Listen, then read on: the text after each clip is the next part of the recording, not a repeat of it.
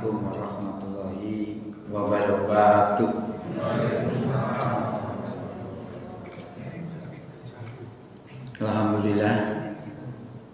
Alhamdulillahilladzi arsala rasulahu bil huda wa dinil haqq liyudhhirahu 'ala ad-dini kullihi walau karihal musyrikun. Asyhadu an la ilaha illallah wahdahu la syarika lah wa asyhadu anna Muhammadan abduhu wa rasuluh la nabiyya ba'dah. Allahumma salli wa sallim wa barik ala Muhammad wa ala alihi wa sahbihi wa sallim ajma'in. Amma ba'd. Hadirin Bapak Ibu jamaah Masjid Baitur Rahim rahimahullah. Syukur alhamdulillah di malam hari ini kita bisa hadir untuk sholat maghrib berjamaah yang dilanjutkan dengan kajian Al-Islam dalam rangka menambah wawasan keislaman kita sekaligus menambah mantapnya keimanan kita. Mudah-mudahan kehadiran kita di malam hari ini diterima sebagai amal soleh di sisi Allah Subhanahu wa taala. Bapak Ibu yang kami hormati, kita masih berada di bulan Rabiul Awal. Dalam bulan Rabiul Awal ini ada dua peristiwa penting yang bisa menambah, mensupport keimanan kita, yaitu peristiwa gerhana bulan dan peristiwa hari kelahiran baginda Nabi Muhammad SAW. Dua kejadian ini sangat penting untuk dilihat karena bisa menambah keimanan kita itu akan semakin mantap. Karena di dalam Quran itu juga disebutkan supaya kita menjadikan Rasulullah itu sebagai idola kita, sebagai panutan kita, karena sudah dijelaskan oleh Allah bahwa Rasulullah itu adalah uswatun hasanah, suri tauladan yang baik. Jadi dua persoalan ini akan kita kaji kalau menutupi waktunya, cukupnya saja. Di dalam firman Allah Quran surat 33 surat Al-Ahzab ayat 21 disebutkan, a'udzubillahi minasyaitonir rajim, laqad kana lakum fi rasulillahi uswatun hasanah liman kana yarjullaha wal yaumal akhir wa dzakarallaha katsiran. Sungguh telah ada untuk kamu pada diri Rasulullah itu suri tauladan yang baik bagi orang yang mengharap rahmat Allah dan kedatangan hari kiamat, dan dia berzikir kepada Allah dengan zikir yang banyak. Jadi satu ayat ini mengisyaratkan kepada kita, menginformasikan kepada kita bahwa Rasulullah itu adalah uswatun hasanah, contoh suri tauladan yang baik dalam hal apa? Semua hal, terutama keislaman. Jadi kalau kita model Islamnya itu bermacam-macam, ya kembali aja kepada Islamnya Rasulullah, selesai. Itu terkait dengan informasi bahwa Rasulullah itu adalah idola kita. Kemudian ayat yang lain disebutkan dalam Quran surat 3 surat Ali Imran ayat 31.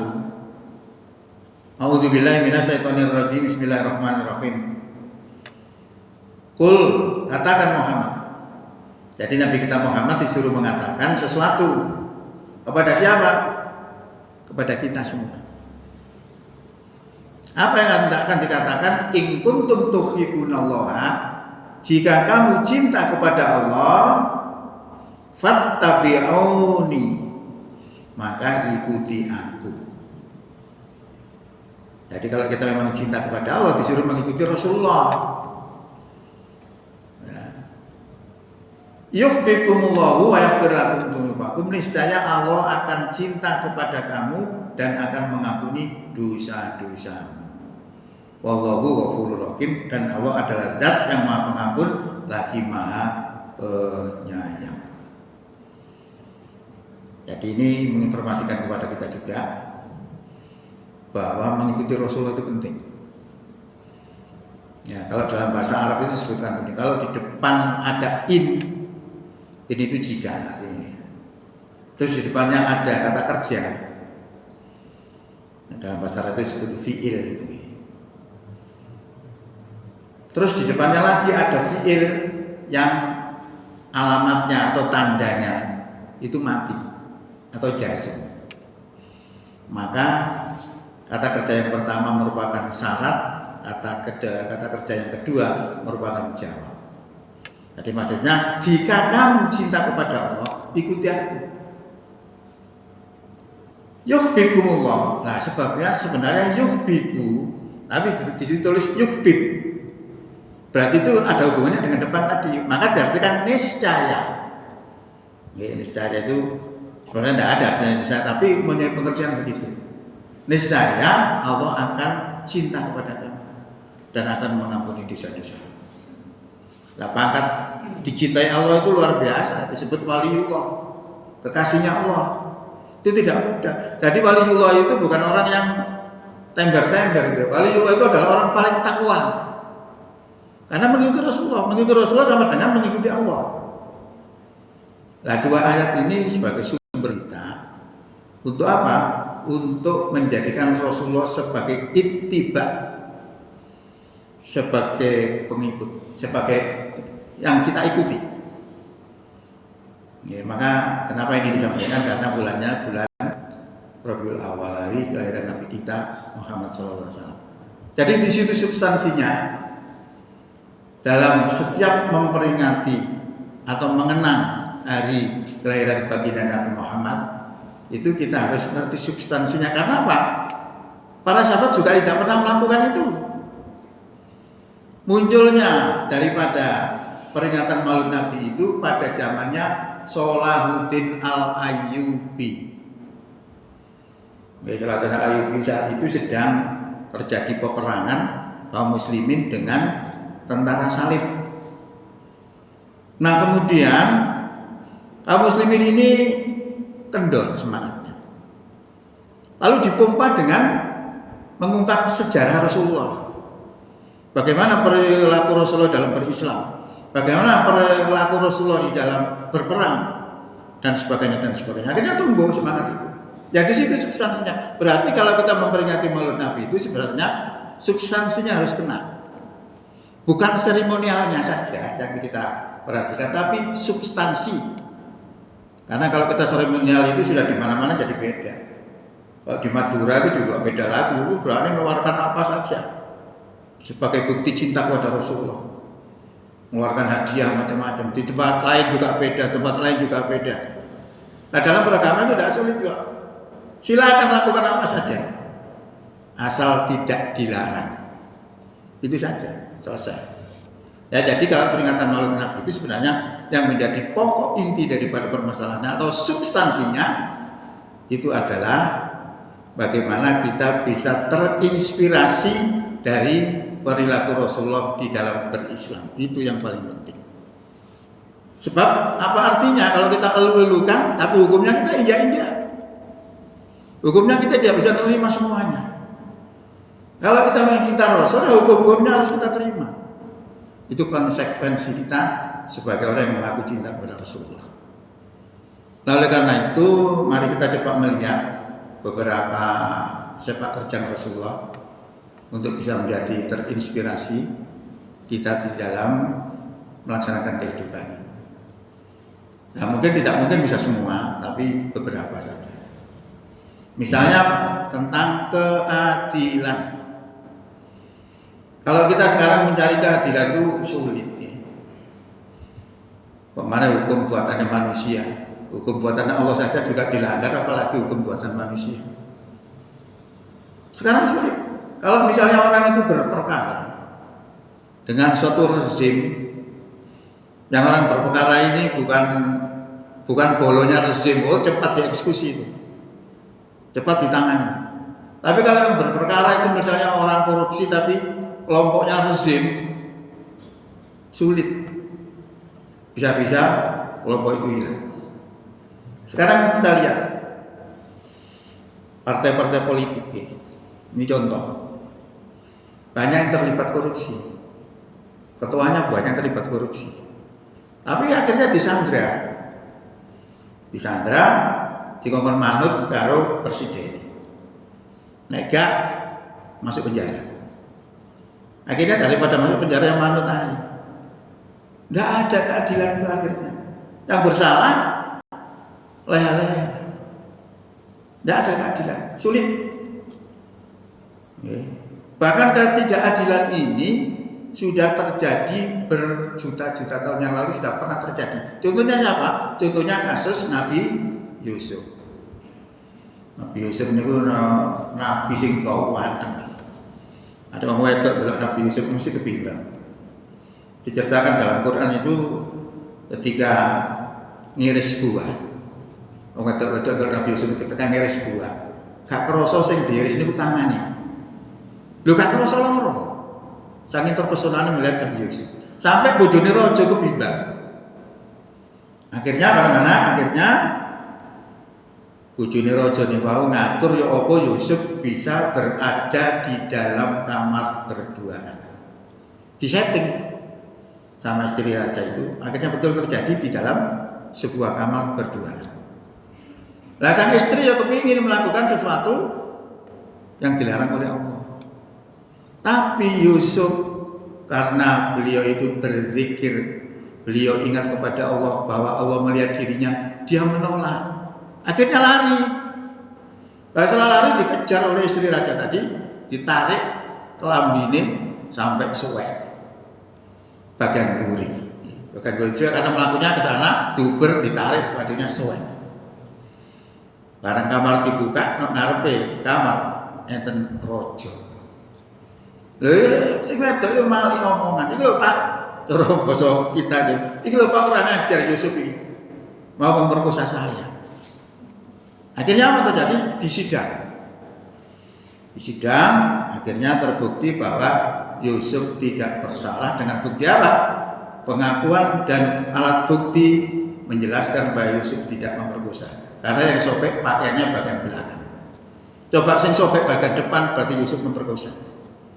Berarti kalau begitu istri raja tidak mau kalau yang sobek bagian depan. Tapi ternyata yang sobek bagian belakang berarti Yusuf orang benar tidak memperkosa. Seharusnya bebas. Tapi apa yang terjadi? Yusuf tetap dimasukkan ke dalam penjara. Tidak ada keadilan. Kenapa dimasukkan dalam penjara? Untuk menutupi aibnya kerajaan. Itu zaman dulu sudah tidak ada keadilan itu. Ini contoh. Nah, bagaimana Rasulullah dalam menegakkan keadilan? Rasulullah dalam menegakkan keadilan itu tidak pandang bulu. Siapapun melakukan pelanggaran akan dieksekusi. Itu dibuktikan dengan ucapan beliau mengatakan, seandainya putriku Fatimah mencuri, la qata'tu yadaha. Sungguh aku potong tangannya. Ini anaknya. Umpama menyolong, dieksekusi. Ya.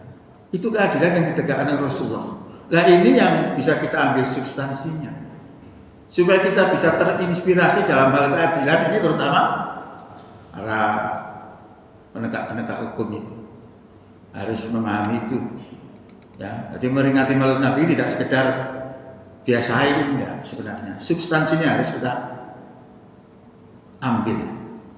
Nah dalam keadilan seperti itu tadi, supaya kita berlaku adil, itu baru sukses. Yang kedua, misalnya tentang akhlak. Akhlaknya Rasulullah itu luar biasa. Apakah kita bisa meniru atau tidak? Rasulullah itu nek kelambi itu dijaluk, dikekno, dicopot, dikekno. Apa tuh? Nah pada suatu hari juga pernah Rasulullah itu pergi ke masjid, di tengah jalan didoni. Rasulullah gak balas. Gak ngelono gak apa dijarno ae. Mabot iki. Ana itu ning gedang kan ya. Itu rayu ini lah ya apa man. Perasaan kita itu bagaimana? Hari kedua berangkat lagi ke masjid. Di mana? Rasulullah tetap diam. Ini kan luar biasa. Hari ketiga sing idoni mboten enten. Tanya sana sini akhirnya diketahui bahwa yang idoni tadi jatuh sakit. Wah, kalau kira-kira kita yang mengalami seperti itu disyukurno itu pasti. Ya, mesti saja lah matek kira-kira ngoten. Rasulullah itu diam. Justru apa? Disambangi, dibesuk. Ini kan luar biasa. Diperlakukan seperti itu. Nek sakit sama disambangi. Lah jadi bingung ini. Dimusuhi kaya ngono, loro tambah disambangi. Akhirnya jadi isi. Kira-kira dia masuk Islam karena perilaku Rasulullah. Dakwah seperti ini disebut dakwah bil hal. Dakwah dengan perbuatan. Lah pertanyaannya, apakah memang seperti itu Rasulullah? Apakah karena Rasulullah diam itu karena yang dihina adalah pribadinya? Lah bagaimana kalau yang dihina adalah Islamnya? Masalah lagi. Nanti kita jeda dulu, kita sambung yang lain dulu. Kita lihat akhlak yang lain.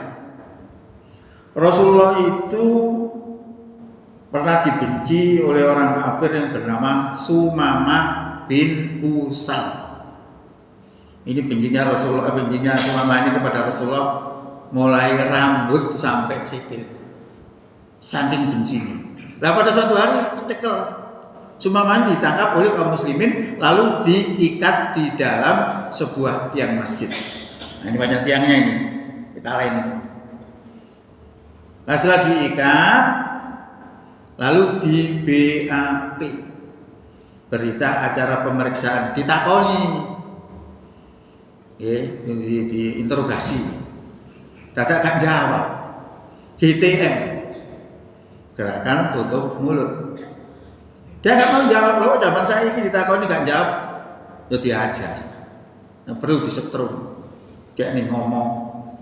Tapi Rasulullah lalu didiamkan, dibiarkan. Besok ditanya lagi, pancet nggak jawab. Yang hebat apa yang hebat? Yang hebat ketika Rasulullah makan daging. Sumamah ini diberi daging. Ketika Rasulullah minum susu, Sumamah diberi susu. Ini kaget ini. Sumamah ini kaget. Muhammad ini sudah saya benci seperti itu, tapi perilakunya kepada saya luar biasa. Sangat baik. Dia terkesima. Melihat semua para sahabatnya itu sangat tawadhu kepada baginda Nabi kita Muhammad SAW. Ketika masuk masjid, sing didhisikno sikile tengene. Kunjul donga, Allahumma ftahli abwaaba rahmatik. Ya Allah, bukakanlah kepada kami rahmat-Mu. Metune sikil kiwa.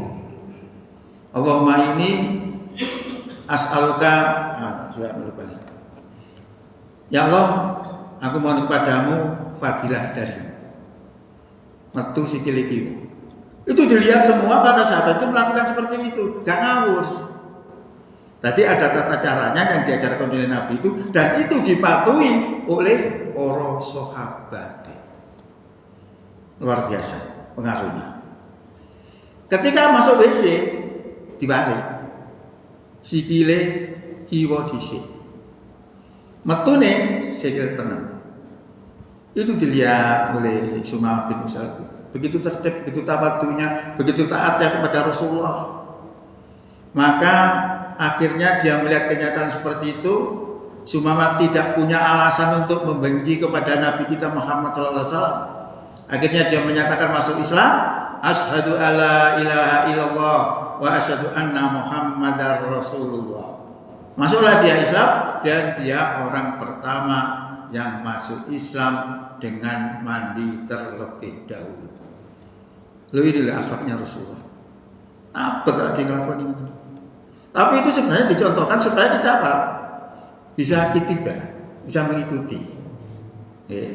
Nah, terkait dengan yang diludahi tadi, apakah waktu meludahi itu Islam sudah kuat atau masih lemah? Kalau saya melihat justru masih lemah. Karena apa? Ketika sudah kuat beda. Lihatnya di mana? Nah, bisa kita lihat di dalam Al-Quran. Bagaimana sifat Nabi dan orang-orang beriman bersamanya ketika menghadapi orang-orang kafir dan kita menghadapi orang-orang yang beriman. Disebutkan oleh Allah dalam Quran surat Fat. Surat Fat itu surat nomor 60. Berikut disebutkan ayatnya 29, Muhammadur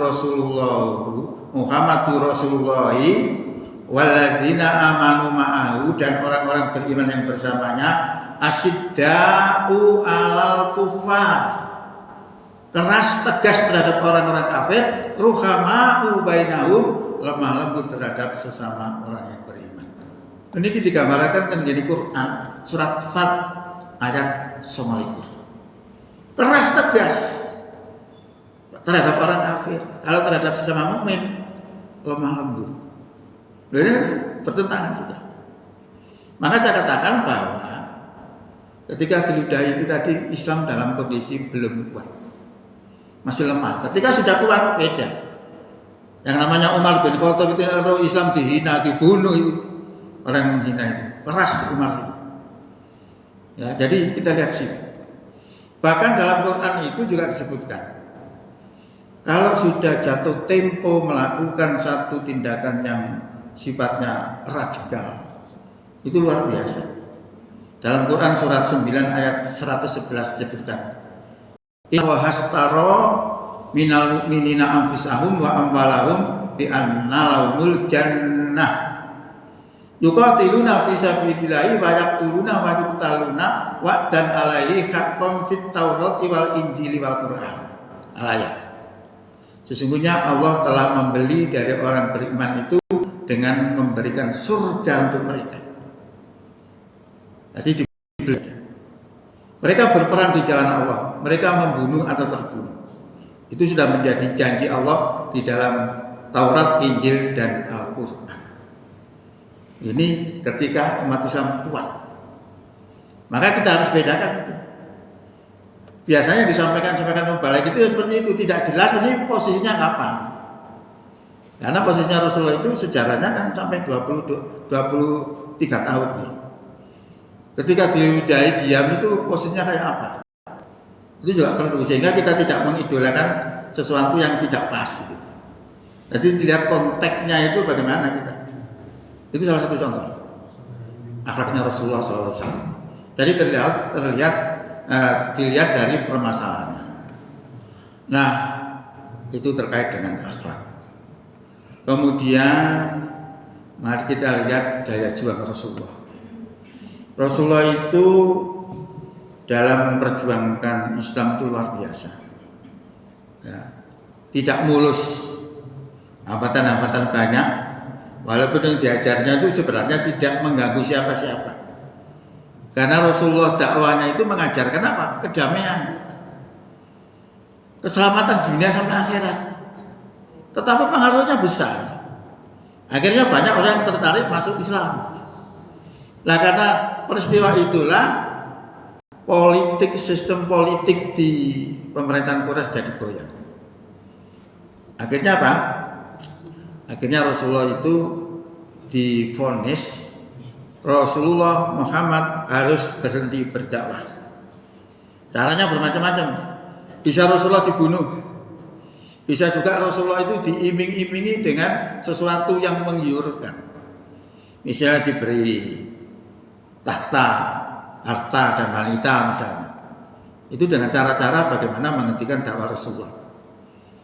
Ya, bahkan para sahabat juga banyak yang disiksa. Ada namanya Ammar bin Yasir itu ditusuk kemaluannya, mulutnya sampai tembus kemaluannya, luar biasa. Penyiksaan. Itu halangan-halangan dalam mendakwakan Islam. Tapi apa jawab Rasulullah? Rasulullah ternyata menolak. Walaupun ditawari bermacam-macam, beliau mengatakan, seandainya engkau bisa meletakkan matahari di tanganku, di tangan kananku, dan bulan di tangan kiriku, niscaya aku tidak akan berhenti untuk berdakwah sampai Islam dimenangkan atau saya harus binasa karenanya.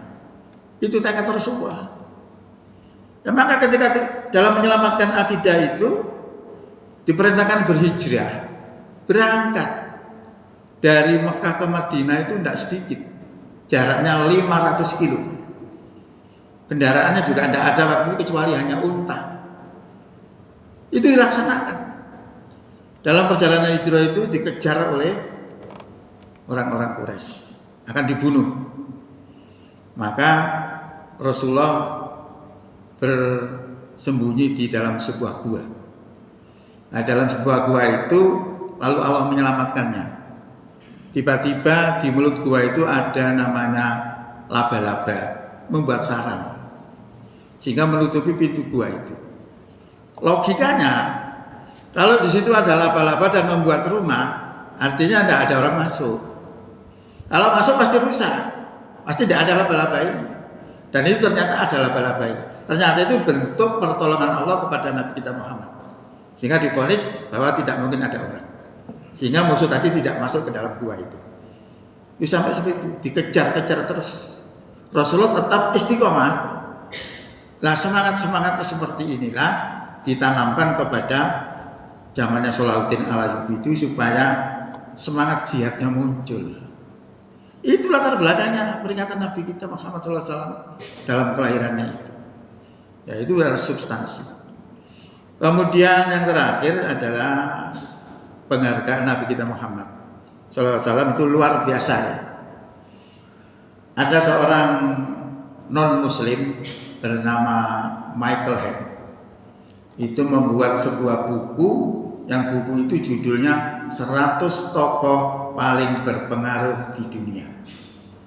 Justru Michael Hart ini meletakkan Nabi kita Muhammad itu ranking 1 non-muslim itu. Sehingga dia dilokno sama temannya yang non-muslim juga. Kenapa kamu letakkan Muhammad pada ranking 1? Tapi karena Michael Hart ini jujur, apapun yang terjadi tetap diletakkan di nomor 1. Karena pengaruhnya luar biasa. Pengaruhnya apalagi kalau sekarang ini. Kalau sekarang ini di luar negeri, itu orang berbondong-bondong masuk Islam.